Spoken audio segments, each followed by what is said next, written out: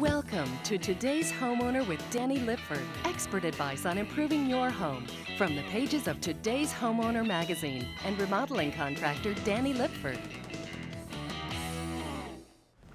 Now, welcome to the show. Now, this week we'll take a little bit of a different approach than we normally do. Instead of showing you how to repair or remodel your home, we'll show you how to properly maintain your house so that you can save on those costly repairs. That way, maybe you'll have a little money left in the budget that you can do some fun things like improve your home through remodeling. Now, as always, we'll have our simple solution segment, best new product, and around the yard. So don't go anywhere. Stay with us.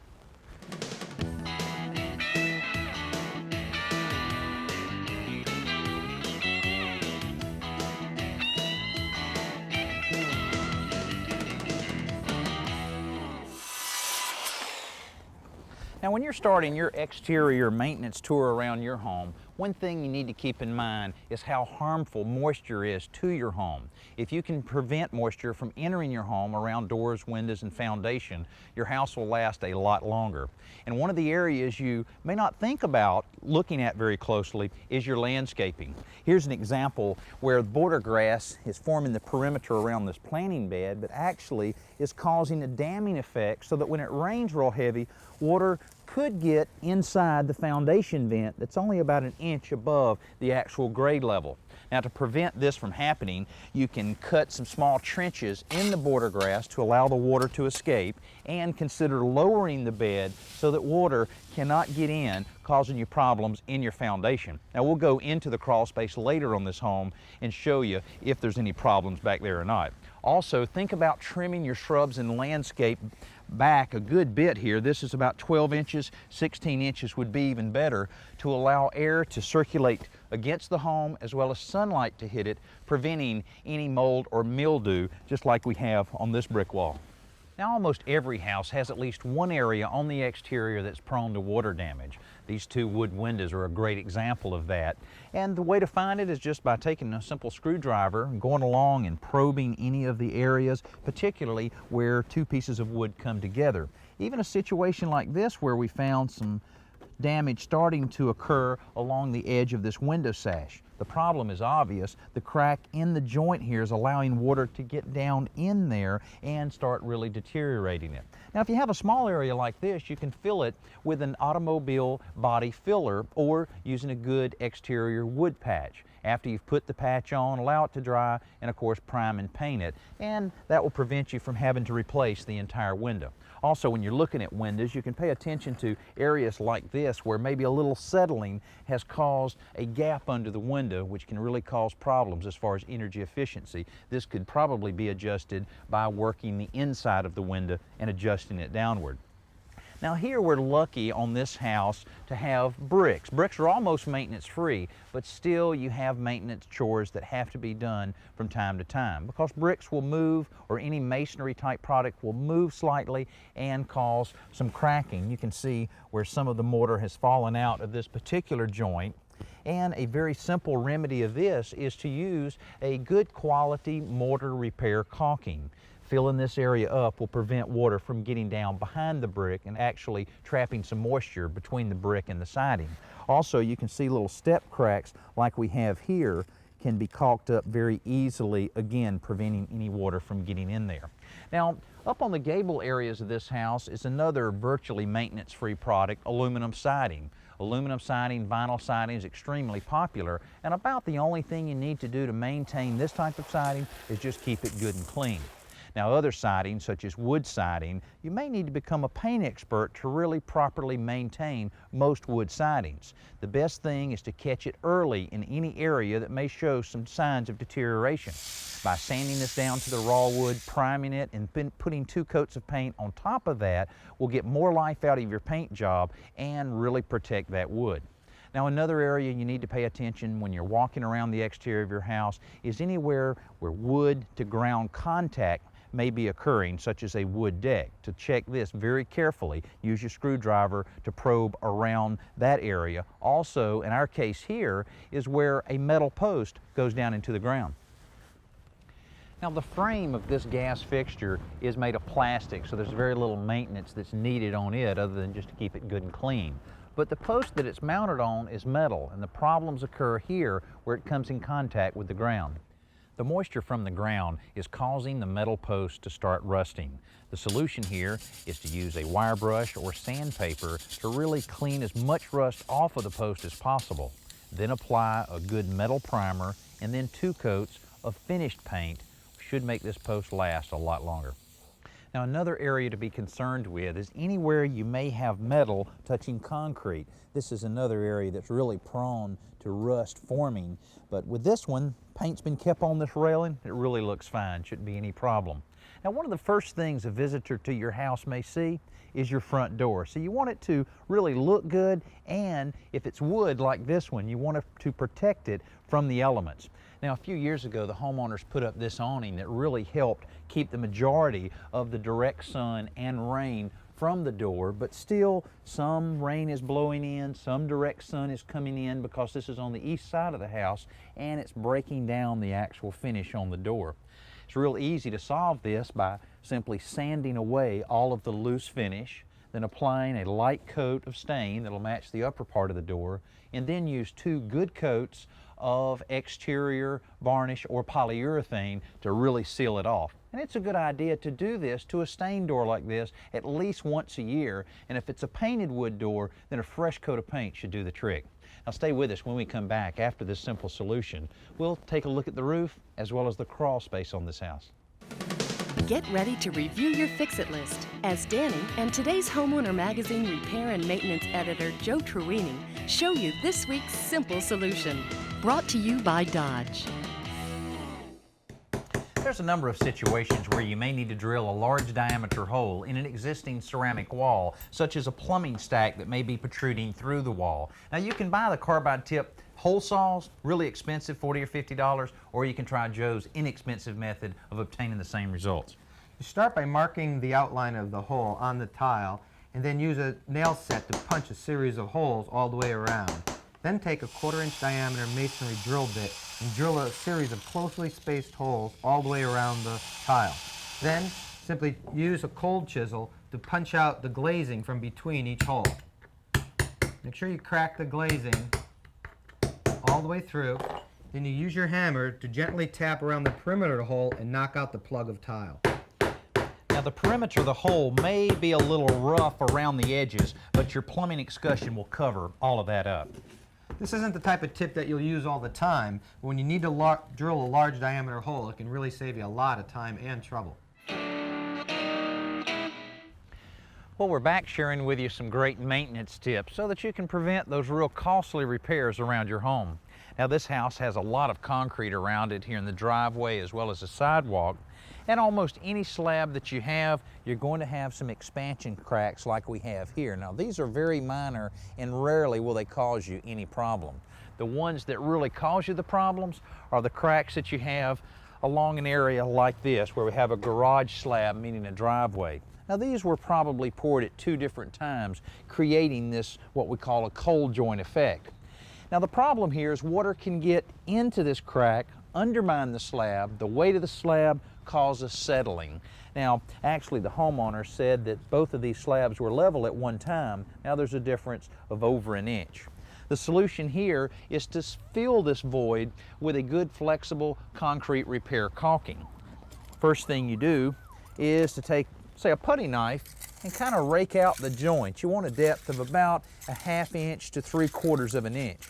After scraping out the joint sufficiently, use a broom to really clean all of the loose dirt and debris out of the area. Then, using your concrete repair caulking, fill the void using plenty of caulking. Then smooth it off with your finger, and this will prevent any water from getting down in this and causing more problems. Now, one of the most neglected areas on the exterior of your house is the roof. Homeowners just won't clean that debris and leaves off of their roof on a regular basis. Now, what this causes is a damming effect that will actually push rainwater beyond the shingles and damage the roof decking as well as some interior sealants. Now, this particular roof, a slate style roof, is really not one that you should walk on. If you have this type of roof on your house, it's really recommended that you talk with a professional roofer and have them inspect your roof at least once a year. But these homeowners can put a ladder along the perimeter of the roof and rake any of this debris from the roof, as well as several areas that have debris in the valley area. But now, if you're like most people and have asphalt shingles on your home, you can do a closer inspection if the pitch of the roof is not too steep. When you look on your asphalt shingled roof, look for any popped nails that may have worked their way up through the surface of the shingle. Remove the nail, put a little sealant under that, and push the tab of the shingle back down. Also look for any loose shingles and look very closely around any roof vents and any attic exhaust fans. Shingles have a tendency to get loose in these areas and can cause you some leaks. Also, your flashing is very important. Your sidewall flashing as well as your eave stripping needs to be closely inspected. And don't forget that chimney area. This is a place that a lot of debris can accumulate and flashing can become very loose. Now, of course, we've looked at the roof, we've looked at the exterior of the house. Now, let's look underneath. By looking in the crawl space, you're able to really check for any leaks or any problems that you may have underneath the house. Now, under your house, you'll notice a lot of plumbing lines, water and drain lines. And you want to take your flashlight and really check them out real carefully to make sure there's no water dripping on it. And also check the ground to make sure no water has been dripping on the ground over the years. Now, with a good strong flashlight, you're able to look at a lot of the underside of the house without actually having to crawl under it and look at it, so save you a lot of time and trouble. Also, you remember earlier in the show we talked about foundation vent, and we suspected there was some drainage problems where water was backing up and going under. Well, it seems like it's fairly dry here, but almost every house will have some type of moisture like we have right in here.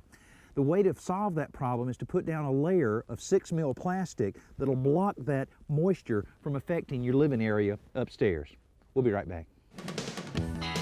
It's time to check out this week's best new product with Danny and today's Homeowner Magazine Editor-in-Chief, Paul Spring. Brought to you by the Home Depot. An outlet like this is located on the outside on a porch area like this, or one that's located in any wet area of the house, such as your garage or kitchen, needs to be a ground fault circuit interrupter, or commonly called a GFCI. Now, the best new product this week is a GFCI, but one that's a little bit different. Well, Danny, this one is from Eagle Electric, and we picked it for a best new product. It has lots of overall good features, but it has one thing in particular we liked, which is it'll tell you if you've miswired it when you've installed it. Now, the face of this looks similar to other GFCIs with the reset and the test button, but what about the indicator light? I guess that's the one that tells you if you're doing it right or wrong. That's the key, actually, Danny. Once you have it wired up, put the electricity back on and use the test button, if that light doesn't remain lit, it's telling you it's miswired. Now, commonly that means you've confused the line wire and the load wire, and you need to correct that situation, or you don't get the protection you've asked for here. Now, what are some of the other features that contributed to it being selected as a best new product? Well, it's compact in design. It means it'll fit in almost any box. It in fact even has a little integral wire stripper, very easy to access ground screw, and slots for back wiring. So it's just an overall good duplex outlet. Now, if you're comfortable with electrical work, you may want to install this yourself. If not, try a master electrician. Now, in properly maintaining the interior of your house, one area you need to pay a lot of attention to is your kitchen area. You know, your kitchen sink, your dishwasher, the ice maker on the refrigerator are all areas for opportunities for small leaks to end up being some big problems. One of the first places you want to look is under the kitchen sink here, looking at both the drain lines and the water lines, and checking the bottom of the cabinet just to make sure there's no stains there. That looks pretty good. On the dishwasher, you use a lot of water, a lot of drainage with this, and this is the inspection plate that you can use a Phillips head screwdriver to remove the plate, then use the light to really look up under there to make sure you have no problems there. Also, on the refrigerator ice maker, just look closely on the side, on the floor, and on the rear of the refrigerator to make sure you see no water on the floor causing problems there. But one area we find a lot of problems with in kitchens is the same as we have on this kitchen. where there's a crack that has formed between the backsplash and the countertop itself. Water can seep down in there and cause some damage not only to the cabinet, the countertop, as well as potentially the back wall of the kitchen. Now the solution here is to seal that up real well. First thing we'll do using a putty knife is really clean the old caulking out of the crack. Then use a brush to clean it up well. Then you're ready for your caulking that's color matched to seal this crack up. Now the secret to a successful caulking job on a seam like this countertop seam is just good steady pressure on the tube. And once the caulking dries, it'll darken and it'll match the countertop just perfectly. Then a good wet finger, and you're able just to wipe this down. And you just keep wiping it down in a nice, even way, just like that. And you would probably want this to dry a little bit before you start using this area. Now, another area in your house that's prone to this type of problem is your bathroom tub area. Now, the tub surround around your tub is an area you need to look at very closely. Where it meets the tub, here horizontally as well as vertically, can have cracks that can cause problems with water getting behind that area, causing some water damage. Now what you'll want to use on this is a silicone caulking, tub and tile caulking, that has mildew resistors in it. Very easy to use, and if you do a good neat job, it'll last a long time for you as well. But one area that's neglected a lot is around the escutcheons, here as well as on your tub spout. Now these have no caulking at all, so what could be happening is during a shower, water could get behind the wall, again causing damage. Now water's bound to splash out of the tub from time to time, and so this area is very critical to really seal it up. Now I've seen a lot of situations where we've been in the middle of a bathroom remodeling project and have removed the tub where we've really found some damage there, so watch that very closely. Now another area in your home that you need to inspect regularly is behind the washing machine. The supply lines or hoses that supply the water to the washing machine are very important that they stay in good condition. If they get brittle or start to crack and cause a leak, it can cause a tremendous amount of damage to the area, the floor, the wall, all the areas around your washing machine. Now one system in your home you may need a little help in properly maintaining is your heating and cooling system. You may need a heating and cooling company to come out a couple times a year to service your unit and make sure that it's working properly. But now a couple things you can do on a regular basis is to change your filters out at least once a month, and also make sure the directional arrow is pointing so that the air moves into your return air cavity. And your mechanical thermostat occasionally can be cleaned. A lot of dust in there. You can get a brush to clean it out, and consider doing the same thing to the smoke detectors around your house, and occasionally test them to make sure they are working. Stay with us. We'll be right back. Now, let's go outside for Around the Yard with Danny and lawn and garden expert Jennifer Brennan. Brought to you by Scott's Lawn Products, for a great lawn, guaranteed. Well, Jennifer, I have ground cover in this area of my yard, but it's just not filling in as quickly as I would like. I bought a few more plants at the nursery. How do I plant them properly? Well, the first thing is to make sure you have a well-prepared planting bed. You want it nice and loose so the roots can really develop and fill in. That's what carries the ground cover. And then check when you take them out of the container to make sure they have a nice, well-developed rooting system. And then, like everything else, you want to plant them at the same level at which they were growing. And you also want to use a diamond pattern so that you don't want them lined up, because it fills in better when you do a diamond pattern. Okay, now once they're planted, are there any tricks to make them really fill in even quicker? There is a great trick. Any of these plants that grow by runners, they will root in at the nodes. To encourage that and to encourage the branches to come out from the sides, prune off the lateral tip, and you'll get a much quicker fill in the year. Okay, what about fertilizer? Fertilizer is wonderful, but make sure you keep it well watered. Treat them like intensive care patients. Water once a week or twice a week for the first 6 to 8 weeks. You know, every home is unique in its maintenance needs. The main thing is to keep your eye open for anything that may be happening around your house and catch it early before it becomes a big problem.